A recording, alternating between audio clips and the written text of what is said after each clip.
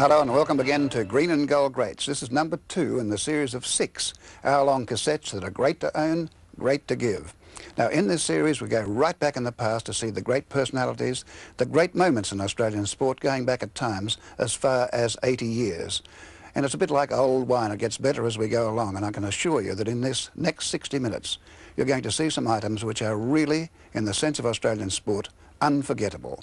Now, to open the bowling, let's go back to what, in my opinion, is the greatest cricket series ever played. And here's David. Norman, you're so true, because if somebody had been sat down, be it a he or a she as a scriptwriter, to make sure they set a plot that would grip the nation for an entire summer, nobody could possibly have come up with the real McCoy. The West Indies-Australia cricket summer of 1960-61.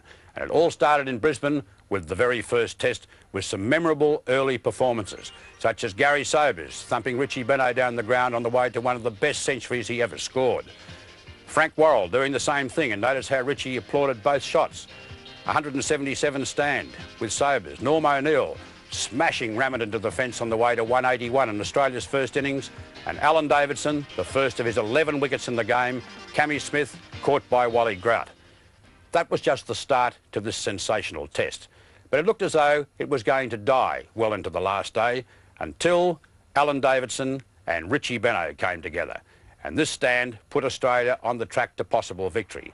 Alan Davidson, an easy single, setting up the scene for a typical straight drive from Richie Benaud off Gary Sobers, plundering those 4 runs, which meant that Australia had 10 to win in this, the second last over. Some suicidal running from Benaud and Davidson, but the scoreboard kept on rolling. And then tragedy struck for Australia. Sobers to Benaud, Davidson a bit slow off the mark, and little Joe Solomon, deadly with his throw from the mid-wicket area, made sure that there was Alan Davidson run out. So the scene was set with 3 wickets to go, 6 runs to win, and 8 balls to be bowled by big Wesley Hall in the last over of the test. Ball 1. Wally Grout struck in the stomach, set off for a leg bye, and that meant that there was 5 to win. Ball 2. And Benaud is out, caught behind by Alexander, so 2 wickets to go and 5 to win. As Benaud moves towards Wally Grout on Grout's home ground at the Gabba, and obviously a lot depended on Grout sticking around. Third ball. The only one of the over where there was no drama. Metcalfe facing again. Takes off for a bye. Hall has it in his hands and misses by the proverbial mile.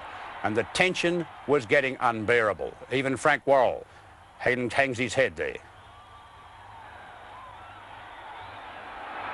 Grout skies it towards mid-wicket. Underneath it is Canai for the simplest of catches, but as most bowlers do, Hall called for it and spilt it. 2 disasters in a row for Hall. 3 to win, 2 wickets in hand. Metcalfe took the bit in his teeth and slammed it out to the mid-wicket boundary, where Conrad Hunt went off in hot pursuit. The scores were now tied. The winning run about to be made, but Hunt's rifle-like return finds Grout short of his ground.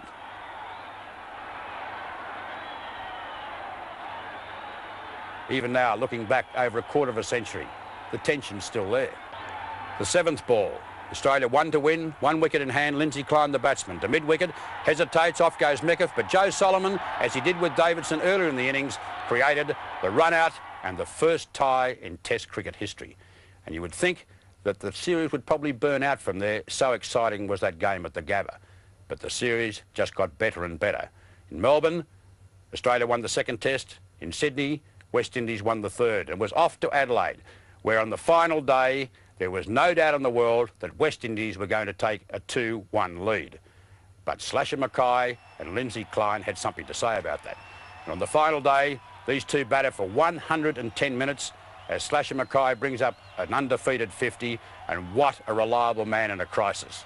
But so was Klein, as you can see this rare footage of every player on the field bar the square leg umpire in the picture, as Worrell bowls the 2nd last over.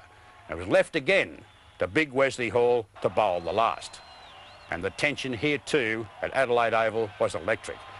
So much so, even Wesley himself was a bit struck by it all. The last ball again, a no ball, as Slasher Mackay takes it on the chest, and as he did with the very last ball, and that was the most honourable of honourable draws. So it was off to the magnificent MCG for the decider. 1-1, an honourable draw and a tie. What a remarkable series of 4 tests. And the tension in Melbourne was just the same as it had been in the other 4 tests. As we pick up Peter Burge slamming Valentine for 4, and that meant that Australia had 10 to win. 3 wickets in hand, almost looking as though it could be a repeat of Brisbane. But then the wily Valentine struck. Burge bowled for a magnificent half-century, and that brought Wally Grout to the crease for one of the most controversial pieces of cricket through this entire series. A bail is at the bottom of the off-stump. Alexander's pointing to it, so does Frank Worrell at slip. But Grout has run 2, and 2 very critical runs. Hoy and Egar, the umpires, confer. Is Grout out?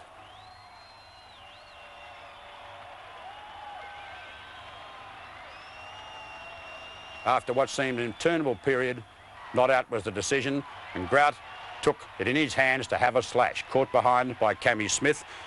2 to win, 2 wickets in hand.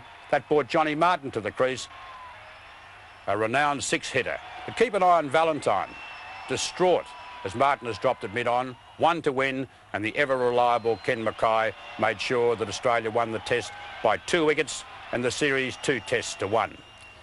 But we'll go back to the Wally Grout incident because it's probably the only most controversial incident in the entire magnificent summer. And I'll bet you bottom dollar you can't pick up exactly what happened, and I've seen this hundreds of times. We pick it up with the ball outside the off-stump, Grout's bat coming down, it jags back towards the off-stump, disappears momentarily and comes over Alexander's right shoulder at a very acute angle. Did it hit the stumps? Why did the bail hit the deck? I doubt that we'll ever know. But nonetheless, it was the most sensational summer. I couldn't possibly think of 3 better men to be at the presentation after such a magnificent series than Sir Donald Bradman, Frank Worrell and Richie Benaud, who to this day, a quarter of a century later, are still amongst the greatest cricketers that ever lived. And the Don opened the batting. I speak to you today as Chairman of the Australian Board of Control for International Cricket, and on our own behalf, and on behalf of the cricket-loving public of Australia, I want to pay tribute to the captains and the 2 teams who have provided us with such magnificent cricket this summer.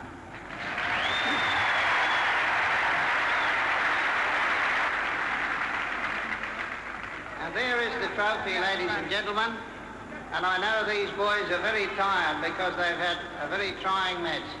So without further ado, I'll hand this over to Frank. Thank him once again for the wonderful performance they've put up this year, and ask him to do the honours.